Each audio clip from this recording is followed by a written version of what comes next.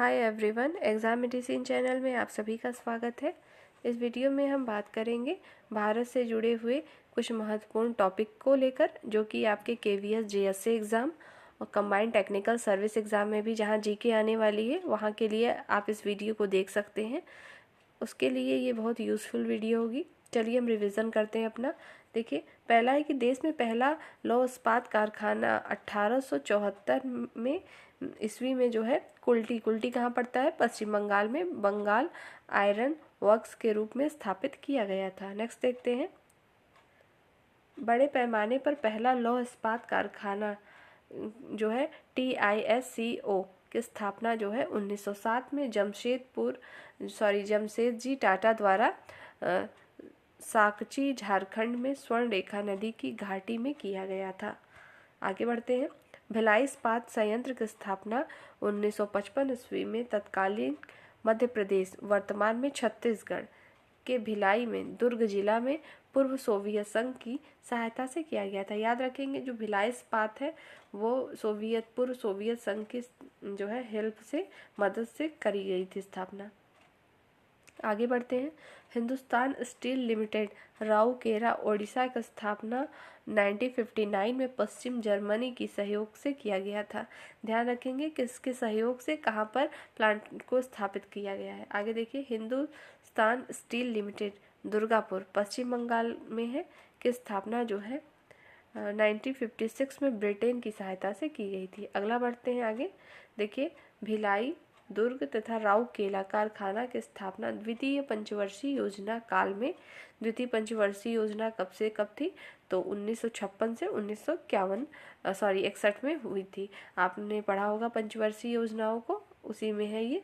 पूछा जाता है कि भिलाई दुर्गापुर या राउरकेला जो कारखाने स्थापित हुए हैं, किस पंचवर्षीय योजना के तहत ये चीज़ें हुई थी, या उस समय कौन सी पंचवर्षीय योजना चल रही थी? तो द्वितीय।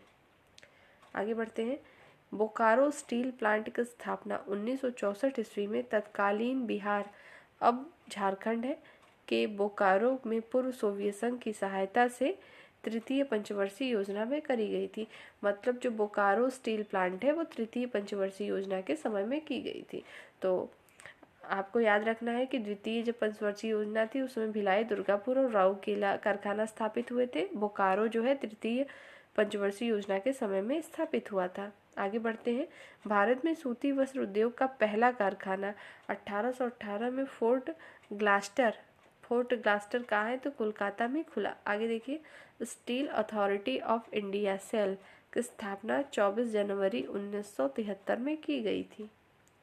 भारत में पहला सीमेंट कारखाना मद्रास में 1904 में लगाया गया, जो असफल रहा। आगे देखिए, सार्वजनिक क्षेत्र का पहला उर्वरक कारखाना सिंदरी कहाँ पड़ता है? तो झारखंड में 1951 में शुरू किया गया था। सार्वजनिक क्षेत्र का पहला उर्वरक कारखाना जो है 1951 में झारखंड में शुरू किया गया था। नेपा नगर किस लिए प्रसिद्ध है? तो नेपा नगर अखबारी कागज होते हैं उसके लिए प्रसिद्ध है। आगे बढ़ते हैं, देखिए अगला हमारा दिया हुआ है, भारत में पहला तेल शोधक कारखाना असम के डिगबोई में 1901 में प्रारंभ हुआ था। भारत का सबसे प्राचीन व बड़ा उद्योग सूती वस्त्र उद्योग है, अर्थात इसे कपड़ा उद्योग भी कहते हैं। हिंदुस्तान मशीन टूल्स HMT की बेंगलोर इकाई की स्थापना स्विट्जरलैंड के सहयोग से 1953 में बेंगलोर में की गई थी। कपास को सफ़ेद सोना कहा जाता है, जूट को सोने का रेशा कहते हैं। इन दोनों को ध्यान रखेंगे, जो कपास है उसे सफ़ेद सोना कहते हैं, जबकि जूट को सोने का रेशा कहते हैं। आगे देखिए, मुंबई को सूती वस्त्रों की राजधानी, अहमदाबाद को भारत का बोस्टन और कानपुर को उत्तर भारत का मैनचेस्टर तथा कोयम्बटूर को दक्षिण भारत का मैनचेस्टर कहा जाता है। मोस्ट इम्पॉर्टेंट है ये पॉइंट, ध्यान रखेंगे। मुंबई को क्या कहते हैं? तो सूती वस्त्र की राजधानी। अहमदाबाद को कहते हैं भारत का बोस्टन, जबकि कानपुर को कहते हैं उत्तर भारत का मैनचेस्टर तथा कोयम्बटूर को क्या कहते हैं? तो दक्षिण भारत का मैनचेस्टर कहते हैं। आइए आगे बढ़ते हैं, भारत हैवी इलेक्ट्रिकल्स लिमिटेड भेल की स्थापना 1964 ईस्वी में की गई थी। तेल और प्राकृतिक गैस निगम ONGC की स्थापना 14 अगस्त 1956 को हुई थी। 14 अगस्त 1956 को ONGC की स्थापना की गई थी। एशिया का बड़ा उर्वरक संयंत्र कहाँ है? तो सिंदरी में है। ठीक है, याद रखेंगे। आगे बढ़ते हैं। अब हम यहाँ पे भारत की जो है कला एवं संस्कृति की चीज़ों को देखेंगे। देखिए, जो भी हम अभी पढ़ रहे हैं इस वीडियो में, ये सिर्फ भारत के परिप्रेक्ष्य में लिए गए हैं। आइए देखिए, भरतनाट्यम जो है तमिलनाडु का प्रमुख शास्त्रीय नृत्य है जिसे कर्नाटक संगीत के माध्यम से एक व्यक्ति प्रस्तुत करता है। भरतनाट्यम के 3 प्रमुख घराने होते हैं, जैसे तंजौर, कांचीपुरम और पन्ननलूर। आइए आगे बढ़ते हैं। ई कृष्ण अय्यर तथा यामिनी कृष्णमूर्ति भरतनाट्यम के प्रमुख कलाकार हैं। कथकली केरल का प्रमुख शास्त्रीय नृत्य है। कथकली की गीतों की भाषा जो है मलयालम होती है। 1968 में हिंदी गीतों पर पहली बार कथकली प्रस्तुत किया गया था। कथकली सबसे पहले कब प्रस्तुत किया गया था? तो 1968 में किया गया था। कथकली जो है कहाँ का नृत्य है? शास्त्रीय नृत्य है, तो केरल का है। कथक और कथकली में अंतर है। कथकली जो है वो केरल का है, जबकि कथक जो है आपके उत्तर प्रदेश की है। देखिए, कथकली मंच पर काले वस्त्रों का प्रयोग करते हैं। कथक देखिए यहाँ पे आया है नीचे। कथक जो है उत्तर भारत का प्रमुख शास्त्रीय नृत्य है। कुचिपुड़ी आंध्र प्रदेश का प्रमुख शास्त्रीय नृत्य है। नेक्स्ट देखते हैं। वल्लरतोल, नारायण मेनन, आनंद शिवरामन, माधवन, कृष्ण कुट्टी कथकली के जो है प्रमुख कलाकार हैं। आगे बढ़िए। ओडिसी ओडिशा में प्रचलित नृत्य कला की प्राचीन शैली है। ओडिसी नृत्य पूर्णतः आराधना का नृत्य है। पूछा जा सकता है कि पूर्णतः आराधना का नृत्य कौन सा है? तो ओडिसी नृत्य है। आगे देखते हैं। सोनल मानसिंह, केलुचरण महापात्रा तथा कालीचरण पटनायक ओडिशा नृत्य के प्रमुख कलाकार हैं। भारतीय संस्कृत शास्त्रीय नृत्य में 9 रस होते हैं। भारतीय शास्त्रीय नृत्य में कुल 9 रस होते हैं। नेक्स्ट, मोहिनी अट्टम नृत्य का संबंध केरल से है। मोहिनी अट्टम केरल की है और कथकली भी आपका केरल का है, जबकि भरतनाट्यम आपने शुरू में पढ़ा है, तो भरतनाट्यम को ध्यान रखेंगे कि ये तमिलनाडु का है। ठीक है, आइए आगे बढ़ते हैं। देखिए, यक्षगान कर्नाटक का प्रमुख लोक नृत्य है। यक्षगान में नृत्य और गान का संगम होता है। जात्रा पश्चिम बंगाल का लोक नाट्य है। जात्रा कहाँ का है? तो पश्चिम बंगाल का लोक नाट्य है। हरि प्रसाद चौरसिया एक प्रसिद्ध बांसुरी वादक है। शिव कुमार शर्मा का संबंध संतूर से है। अजंता तथा एलोरा की गुफा औरंगाबाद में स्थित है। नागर शैली स्थापत्य शैली का प्रसार हिमालय से लेकर विंध्य पर्वत तक है। मुक्तेश्वर मंदिर कहाँ है? तो ओडिशा। लिंगराज मंदिर भुवनेश्वर ओडिशा। खजुराहो का मंदिर मध्य प्रदेश। ये सब जो है नागर शैली के उदाहरण हैं। नागर शैली के उदाहरण कौन कौन से? तो मुक्तेश्वर मंदिर, लिंगराज मंदिर, खजुराहो। सबका प्लेस याद रखेंगे। अगला है, नागर वास्तुकला शैली सही रूप में गुप्त काल में प्रकट हुई थी। तो नागर वास्तुकला शैली कब प्रकट हुई थी? तो गुप्त काल में। आगे बढ़ते हैं। कांचीपुरम तथा एलोरा का कैलाश मंदिर और तंजौर का बृहदेश्वर मंदिर द्रविड़ शैली का उत्कृष्ट उदाहरण है। द्रविड़ शैली का उदाहरण कौन सा है? तो कांचीपुरम और एलोरा का कैलाश मंदिर। नागर एवं द्रविड़ शैली के मिश्रित रूप को बेसर शैली कहते हैं। पूछा जाए बेसर शैली किसका मिश्रण है या किनसे बना है? तो नागर और द्रविड़। फिर से याद रखेंगे, नागर और द्रविड़ का मिश्रण कौन है? बेसर शैली। आगे देखेंगे। कुक्कानूर का कालेश्वर मंदिर और लक्कुड़ी का जैन मंदिर वेसर शैली के उदाहरण है। अभी आपने पढ़ा वेसर शैली किसके मिलके बना है? तो नागर और द्रविड़ शैली का है। सल्तनत कालीन वास्तुकला का भव्य नमूना दिल्ली स्थित कुतुब मीनार में है, जो कि कुतुबुद्दीन ऐबक ने बनवाया था। बाकी इसमें 2 लोग और भी काम किए थे, इल्तुतमिश ने भी कराया था। कला की गांधार शैली का विकास कुषाण के समय में हुआ था। आइए आगे बढ़ते हैं। अभी हम इसमें देखेंगे पर्यावरण से संबंधित कुछ तथ्यों को जो कि पेपर में अक्सर पूछे जाते हैं। पृथ्वी के चारों ओर का गैसीय आवरण क्या कहलाता है? तो वायुमंडल। वायुमंडलीय दाब का मापा जाता है कैसे? बैरोमीटर से। वायुमंडलीय दाब का एसआई मात्रक क्या होता है? तो बार होता है। वायु है क्या है? तो गैसों का मिश्रण है। इन गैसों के मिश्रण में सबसे ज़्यादा नाइट्रोजन होती है जो कि 78% होती है। उसके बाद ऑक्सीजन 21% तथा कार्बन 0.03%, बाकी अन्य गैसें होती हैं।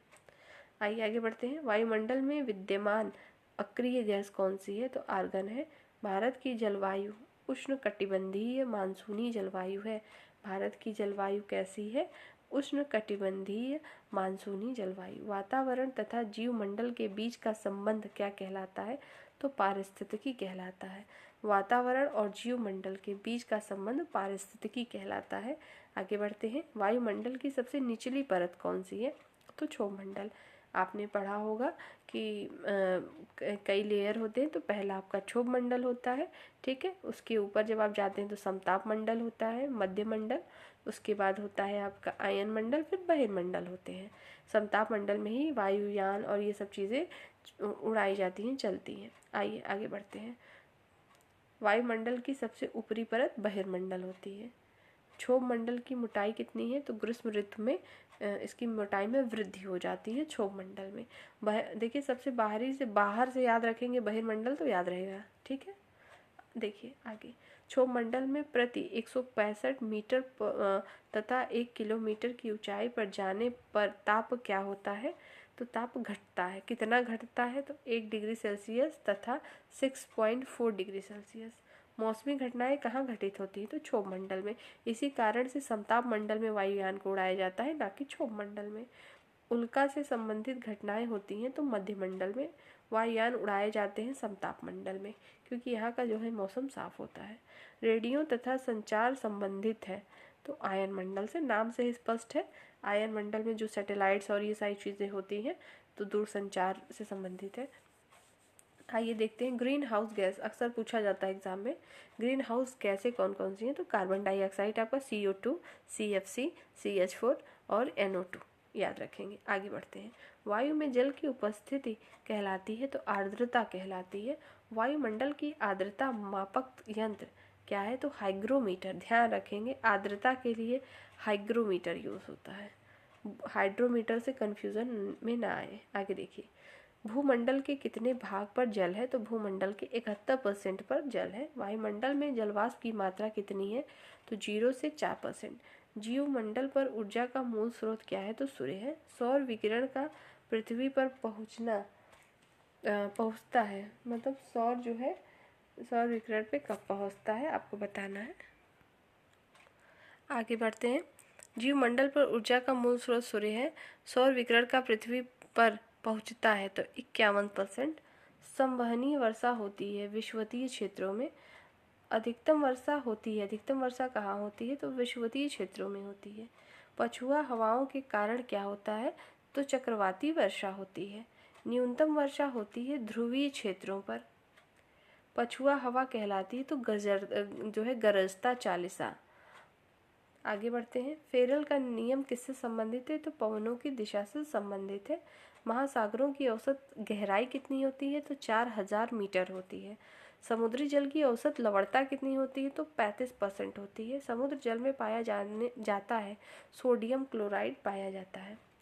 सर्वाधिक लवणता है तो वान झील की है जो कि तुर्की में है, 330%। जल राशि का स्वच्छ जल भाग है 2.5%। ग्रेनाइट, डोलेराइट और बेसाल्ट क्या है? तो ये सब आग्नेय चट्टानें हैं। ग्रेनाइट, डोलेमाइट और बेसाल्ट आग्नेय चट्टानें हैं। शैल, चूना पत्थर और जो है कंग्लोमरेट और कोयला क्या है? तो अवसादी चट्टानें हैं। सेंडिमेट्री रॉक जिसे कहते हैं। नाइस, स्टेल और संगमरमर क्या है? तो रूपांतरित या कायांतरित चट्टानें होती हैं। पृथ्वी के ताप को बनाए रखने के लिए उत्तरदायी है तो पृथ्वी के ताप को कौन बनाए रखता है? कार्बन डाइऑक्साइड एवं जल वाष्प। सूर्य से आने वाले पराबैंगनी किरणों को अवशोषित करता है, कौन करता है? तो ओजोन परत करता है। ओजोन परत मापने की इकाई क्या है? तो डाप्सन है। ओजोन परत को नष्ट करने वाली गैस क्या है? CFC है। भारत में सर्वाधिक वर्षा होती है दक्षिण पश्चिम मानसून से। मानसून सबसे पहले आता है केरल राज्य में जून के प्रथम सप्ताह 1 से 5 जून में। जाड़े के दिनों में वर्षा होती है तो तमिलनाडु के तट पर होती है लौटते मानसून से। तो जब जाड़े में जो वर्षा होती है तमिलनाडु के तट पर, तो लौटते हुए मानसून से वर्षा होती है। उम्मीद है अभी आपको मैंने 3 टॉपिक के रिवीजन कराए हैं। इसमें सिर्फ वही प्रश्न हैं जो कि रिपीटेड होते हैं, पूछे जाते हैं। यदि आप चाहें तो इसको 1 से 2 बार सुनिए वीडियो को, आपको चीज़ें अच्छे से याद हो जाएंगी। आप जिस भी एग्ज़ाम की तैयारी कर रहे होंगे उसके लिए जीके अगर पूछा जाता है तो यहाँ से भी प्रश्न आपको देखने को मिल सकते हैं। इस वीडियो में सिर्फ इतना ही। नए वीडियो में नए टॉपिक के साथ हम फिर मिलेंगे। तब तक के लिए टेक केयर। जय हिंद।